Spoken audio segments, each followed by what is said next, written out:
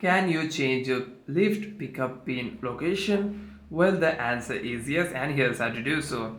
First, you want to simply open the Lyft application, and inside your Lyft app, you'd be able to see the home page, which will look something like this. Now tap on where are you going over here, and you want to enter your destination.